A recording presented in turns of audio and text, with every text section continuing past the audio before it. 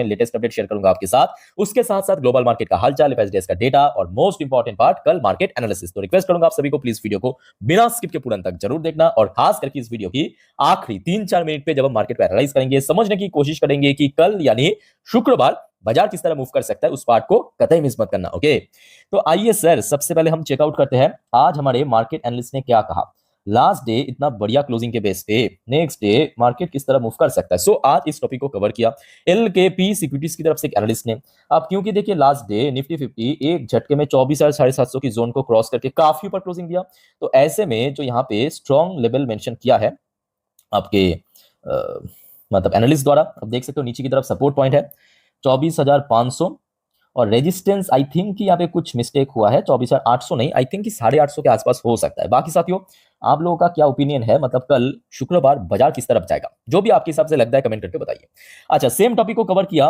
देखिए money control की तरफ से दूसरे एक और एनालिस्ट ने बाजार के बारे में अपना एक विचार रखा, पॉइंट ऑफ व्यू रखा। देखिए technical view, healthy start to October, बात एकदम सही है। जो लास्ट डे बहुत अच्छा रिकवर किया, 25,000 मार्क की हर्डल फॉर निफ्टी डेली। सो दूसरे एनालिस्ट के हिसाब से अगर अभी रिकवरी होता है तो सबसे पहला जो हडल फेस करेगा निफ्टी 25,000 की जोन पे। अच्छा, आखिरी लाइन पे ये भी मेंशन किया कि bank Nifty search above all EMS, मतलब एक्सपोनेंशियल मूविंग एवरेज। इस बारे में इस वीडियो की आखिरी 3-4 मिनट में अच्छे से कवर करेंगे, बट सबसे पहले चलिए आज बहुत सारे इंपॉर्टेंट इकोनॉमिकल डेटा, कुछ वाइटल रिपोर्ट्स, लेटेस्ट अपडेट आपके साथ मैं शेयर करूंगा। थोड़ा पेशेंसली स्टेप बाय स्टेप करके सुनते और समझते जाइए। अच्छा, सबसे पहला इकोनॉमिकल डेटा जो कि लास्ट डे आउट हुआ था, थोड़ा सा आप देख लीजिए, अगर आपको पता है वेरी गुड, नहीं पता है तो जान लीजिए। भारत की मैन्युफैक्चरिंग PMI डेटा सितंबर महीने की, सो प्रीवियस मंथ पे था 59.3, फोरकास्ट आया था कि थोड़ा कम हो सकता है, हुआ भी। एक्चुअल डेटा आया 57.7, तो मतलब मंथ ऑन मंथ बेसिस पे थोड़ा ड्रॉप हुआ, फोरकास्ट के हिसाब से भी थोड़ा ड्रॉप हुआ। अब देखिए इसको देखने के बाद बहुत ज्यादा सोचने की आवश्यकता नहीं है, बिकॉज थोड़ा सा ऊपर नीच होता रहता है। जब तक याद रखना भारत की जो ये सब PMI डेटा, चाहे सर्विस की बात करें या मैन्युफैक्चरिंग की बात करें, 50 के ऊपर है, 50-55 के ऊपर है, तो मतलब सब कुछ बढ़िया चल रहा है। अच्छा, नेक्स्ट देखिए लास्ट डे बाजार क्लोज हो जाने के बाद एक और इंपॉर्टेंट वाइटल डेटा आउट हुआ था, सितंबर की GST कलेक्शन डेटा, जो कि इस बार उम्मीद था या एक्सपेक्टेशन था थोड़ा सा स्लो डाउन हो सकता है because of GST reform implement होना 22 तारीख को, बट एक्चुअल डेटा बहुत ही शानदार था। स्लो डाउन होना बहुत दूर की बात है, 9% की गेन हुआ और टोटल जो इस बार भारत की सितंबर महीने पे GST कलेक्शन हुआ सरकार द्वारा 1.89 lakh crore rupees. Okay, so it's amazing. अच्छा, नेक्स्ट साथियों एक और इंपॉर्टेंट रिपोर्ट देखिए जो कल एक सेक्टर्स को काफी ज्यादा पुश कर सकता है। India China reach agreement direct flight to begin on 26 October, finally date announcement हो चुका है दोनों पक्ष द्वारा, चाइना ऑफिशियल मतलब Chinese official and Indian official द्वारा, जो लगभग मैं कहूंगा गलवान इंसिडेंट के बाद बीच में बंद था लगभग 5-5.5 साल।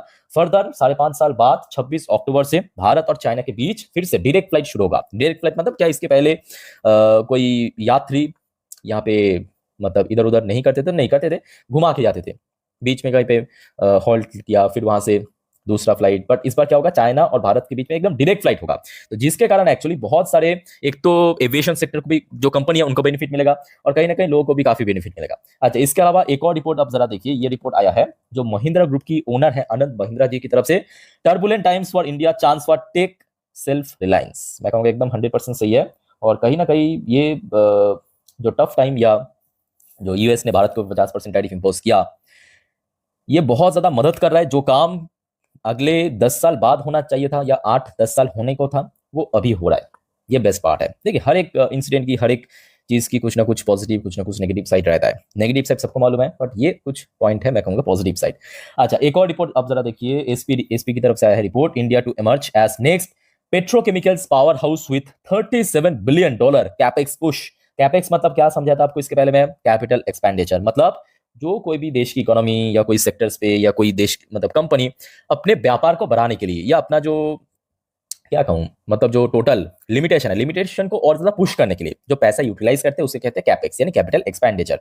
सो इस बार भारत की सब कंपनी मिलके, मतलब जो पेट्रोकेमिकल कंपनी है, $37 बिलियन की कैपेक्स पुश करेगा। सो लेट्स सी कैसा होता है। अच्छा, यहाँ पे एक और अपडेट है सेम ऑयल सेक्टर की पड़ी, India's oil market split as state refiner cut Russian crude. साथियों आपको पता होगा पिछले महीने जब US की तरफ से सैंक्शन इंपोज किया और भारत के ऊपर 25% एडिशनल टैरिफ इंपोज किया, सो बहुत सारे कंपनी जो है अपना जो रशियन ऑयल परचेस करना थोड़ा सा ड्रॉप किया, कम तो नहीं किया या बंद नहीं किया, बट थोड़ा सा ड्रॉप किया। ठीक है, अब सुनने को आ रहा है कि कुछ ऐसे पब्लिक सेक्टर कंपनीज यानी सरकारी कंपनी हो सकता है कि रशियन ऑयल परचेस का ना कट किया है, बट जो प्राइवेट प्लेयर्स है, फॉर एग्जांपल रिलायंस, इससे बड़ा प्राइवेट प्लेयर्स तो हो नहीं सकता भारत में, तो रिलायंस या इस टाइप की जो प्राइवेट कंपनीज है वो अपना जो रशियन ऑयल परचेस वो क्वांटिटी वाइज बढ़ा चुका है, ठीक है।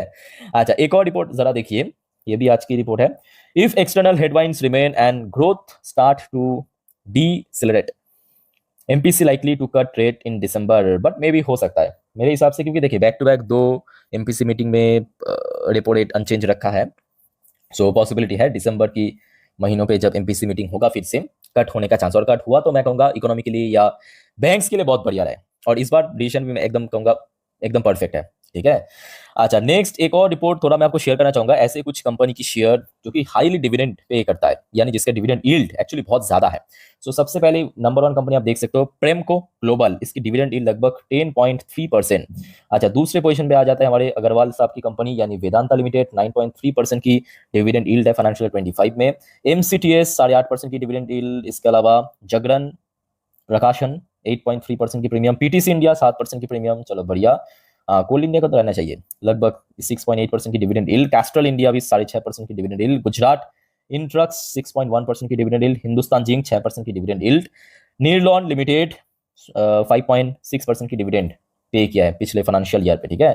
अच्छा साथियों, आगे बढ़ते हैं नेक्स्ट टॉपिक में। चलिए, आज एक्चुअली कोल इंडिया की जो कोल प्रोडक्शन रेट है वो भी आउट हुआ, बट थोड़ा सा इस बार ड्रॉप हुआ। टोटल जो कोल प्रोडक्शन हुआ है आपके सितंबर महीने पे 48.97 मिलियन टन। एक बार मैं आपको दिखाता हूँ, जस्ट अ मिनट। हाँ, ये देखिए लगभग 3.9% ड्रॉप हुआ, मतलब डिक्लाइन हुआ, और टोटल 48.97 मिलियन टन इस बार कोल प्रोडक्शन हुआ, ठीक है, कोल इंडिया द्वारा। सो कल कोल इंडिया की शेयर को नजर रखिए।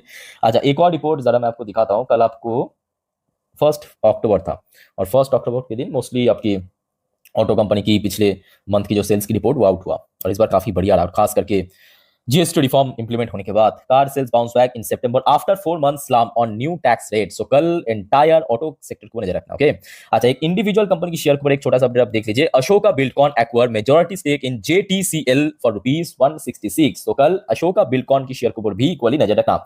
अच्छा साथियों, अब आगे बढ़ते हैं ग्लोबल मार्केट की हालचाल। अच्छा, एक और बात साथियों याद रखना, नेक्स्ट जो वीडियो आएगा इस चैनल पे, यानी आज रात की 12 बजे की वीडियो, जिस पर हम जियोपॉलिटिकल कुछ इंटरेस्ट टॉपिक अपडेट करेंगे, मार्केट के लिए कल वाइटल है, देखना मत भूलिएगा, ठीक है। और प्लीज चैनल को सब्सक्राइब भी करके रखिएगा।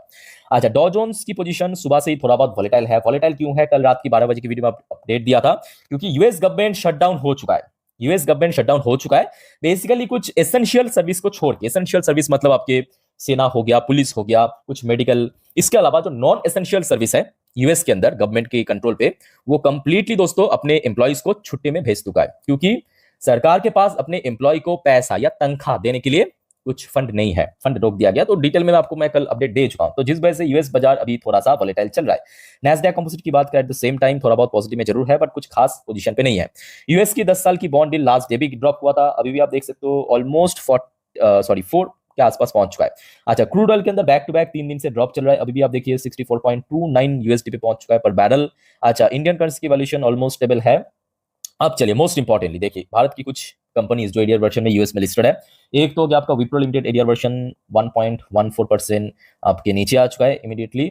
अच्छा, इन्फोसिस की एडीआर वर्जन भी लगभग 1.5% के ऊपर नीचे, 1.59% नीचे, तो मतलब कल आईटी सेक्टर थोड़ा सा स्ट्रगल कर सकता है, याद रखना आईटी सेक्टर को नजर रखिए, ठीक है, कल इंपॉर्टेंट। अच्छा, बट दूसरी तरफ अगर हम बात करें बैंकिंग जो स्टॉक्स है एडीआर वर्जन में, एचडीएफसी बैंक एडीआर, वो लगभग 0.59% ऊपर, और आईसीआईसी की जो एडीआर वर्जन है ये भी ऑलमोस्ट फ्लैट चल रहा है, तो मतलब बैंक्स में कल कोई दिक्कत होने का चांस बहुत कम है, बहुत कम है चांस, ठीक है। अच्छा साथियों, एक और बात ये है कि देखिए ये जो गिफ्ट निफ्टी की फ्यूचर मैं आपको दिखा रहा हूँ ना, ये एक्चुअली कल काफी मिडनाइट पे 2:44 पे क्लोज हो गया था। तो उस टाइम पे आप देख सकते हो जो गिफ्ट निफ्टी की पोजीशन था 24,947 पॉइंट पे, ठीक है। सो आज समझ पाते हो आप कि दशहरा गांधी जयंती की वजह से मार्केट क्लोज था, गिफ्ट निफ्टी की फ्यूचर भी क्लोज है। तो मैं आपको एक काम करूंगा, देखिए ये गिफ्ट निफ्टी की जो फ्यूचर है ना, मे भी कल अर्ली मॉर्निंग पे ओपन हो जाएगा, ठीक है। तो अर्ली मॉर्निंग पे जैसे ही ओपन होगा, मैं आपको तुरंत गिफ्ट निफ्टी फ्यूचर की जो अपडेट है मेरे इंस्टाग्राम स्टोरी में डाल दूंगा। तो आप में से कोई अगर इंस्टाग्राम में हो, प्लीज मुझे फॉलो करके रखिए। मेरे इंस्टाग्राम हैंडल की लिंक आपको इस वीडियो के नीचे डिस्क्रिप्शन बॉक्स में मिल जाएगा, ठीक है, बिकॉज वहाँ पे मैं time to time geopolitical update, market से रिलेटेड अपडेट देते रहता हूँ, ओके। अच्छा, लास्ट डे वैसे एपाइस की सेलिंग थोड़ा कम था, बट सेलिंग मतलब सेलिंग ही होता है। 1,605 करोड़ सेल किया, और डीआईएस ने बहुत अच्छे से काउंटर भी किया, 2,916 करोड़ डीआईएस ने बाइंग भी किया। अच्छा, वैसे अभी मिडिल ईस्ट से कोई न्यू अपडेट नहीं है, बट सुनने को आ रहा है कि जल्द ही ये जो पिछले 2 साल से जंग चल रहा है इसराइल और हमास के बीच, वो रुक सकता है, सीज फायर हो सकता है। और TA-35 तो लास्ट 2 दिन से ही क्लोज था। सो जितने भी देखिए मार्केट से रिलेटेड इंपॉर्टेंट अपडेट जानकारी आपके साथ में शेयर किया। अब चलिए साथियों, मैं आपको मार्केट एनालिसिस वाला पार्ट के ऊपर लेके चलता हूं। तो दोस्तों अभी आपके सामने मैं ओपन कर लिया निफ्टी 50 की लास्ट 3 महीने की कैंडलस्टिक चार्ट पैटर्न। अब जो बात मैं आपको बताने जा रहा हूं बहुत ही ध्यान से सुनना, अच्छे से ऑब्जर्व करना हर एक पॉइंट को, हर एक नंबर को। पर उसके पहले साथियों आप सभी को मैं रिक्वेस्ट करूंगा, अगर आपको वीडियो अभी तक अच्छा लगा, इन्फॉर्मेटिव लगा, प्लीज वीडियो को लाइक करना और प्लीज चैनल को सब्सक्राइब भी करके रखना ऐसे इन्फॉर्मेटिव वीडियो हर रोज हर वक्त पाने के लिए। ठीक है, एकदम फ्री ऑफ कॉस्ट है, कोई पैसा नहीं लगता। टाइम टू टाइम जानकारी या जो अपडेट्स है मैं आपको प्रॉपर्ली दे दूंगा। ओके, अच्छा कल सुबह एक बार हो सके तो डॉ जोन्स एंड नैस्डैक की फ्यूचर को भी ट्रैक कर लेना और याद रखना गिफ्ट निफ्टी की अपडेट मैं आपको इंस्टाग्राम स्टोरी में दे दूंगा। ओके, तो अपडेट ले लेना जरूर, ताकि आपको ग्लोबल मार्केट की सेंटीमेंट या सुबह जब गिफ्ट निफ्टी ओपन होगा सेंटीमेंट किस तरफ है थोड़ा बहुत आपको एस्टिमेट मिल जाएगा एटलीस्ट। ठीक है, अच्छा कल के लिए कुछ वाइटल सेक्टर याद रखना। दूसरे पॉइंट में कुछ इंपॉर्टेंट सेक्टर्स, एक तो देखिए banking sector. Banking sector last day RBI MPC meeting के कारण बहुत अच्छा रिकवर किया। ऊपर से अभी अगर आप देखेंगे एचडीएफसी बैंक, आईसीआईसीआई बैंक की डेट भी ठीक ठाक है।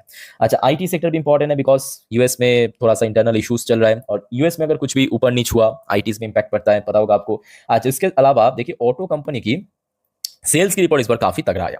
सो कल ऑटो शेयर्स के ऊपर भी इक्वली नजर रखना। ठीक है, और ऑयल प्राइस पिछले 2 दिन से लगातार ड्रॉप हो रहा है, तो ऑयल सेक्टर की भी मतलब जो ऑयल रिफाइनरी सेक्टर। ओके, अच्छा बात करेंगे चार्ट पैटर्न एनालिसिस। देखिए ये एक दिन की चार्ट पैटर्न है। लास्ट डे एकदम से ये जो लंबू सा कैंडल बिल्ड किया सीधा सीधा क्रॉस कर गया आपके 24,750, जहां पे पिछले 2 ट्रेडिंग डेज मतलब सोमवार एंड मंगलवार पे हडल मिला था। सो दोस्तों यहाँ पे आपको 2 इंडिकेटर्स दिख रहा है साफ। एक हो गया आपका ब्लू कलर की लाइन, ये होता है आपका 20 डेज की EMA मतलब एक्सपोनेंशियल मूविंग एवरेज। ठीक, और ये जो रेड कलर की लाइन दिख रहा है ये हो गया आपका 50 दिन की EMA। सो इमीडिएट रेजिस्टेंस देगा आपके 50 दिन की EMA। यहाँ पे आप देख सकते हो लास्ट डे जस्ट वही 50 डेज की EMA के बॉर्डर लाइन पे क्लोजिंग किया, बहुत ऊपर नहीं, लगभग उसी लेवल पे, जिसका नंबर नोट कर लीजिए जरा, क्योंकि इसके बाद सिर्फ और सिर्फ 25,000 की नंबर ही बचेगा। तो सबसे पहला रेजिस्टेंस होगा कल के लिए 24,850। अब मेरे बात को ध्यान से सुनिएगा, देखिए 24,850 के अगर ऊपर ओपन हुआ ना तो इसी पॉइंट पे सपोर्ट मिल जाएगा। तो क्या कहा मैंने, कल ओपनिंग के ऊपर कुछ डिपेंड करेगा। ठीक है, तो कल ओपनिंग अगर 24,850 के नीचे हुआ, मान लीजिए कि 24,820 पे हुआ, ठीक है, सो सबसे पहला हडल मिलेगा 24,850 पे। बट इसके ऊपर अगर ओपन होता है तो यहां पे मिल जाएगा एक स्ट्रॉन्ग सपोर्ट। एक रेजिस्टेंस जब ब्रेक होता है वहां पे बन जाता है एक स्ट्रॉन्ग सपोर्ट। सो क्लियर हो चुका है, और उसके बाद ऑब्वियसली 25,000 की लेवल। अच्छा उसके बाद साथियों आ जाइए नीचे की तरफ, सपोर्ट कहां पे है देखिए। एक तो ओपनिंग के ऊपर बेस करके मैं आपको बता दिया कि 24,850 एक अच्छा सपोर्ट पॉइंट है। दूसरी तरफ अगर आप देखेंगे 24,750 पे, यहाँ पे पिछले कुछ ट्रेडिंग डेज पे बार बार हडल फेस किया था, मतलब रेजिस्टेंस मिला था।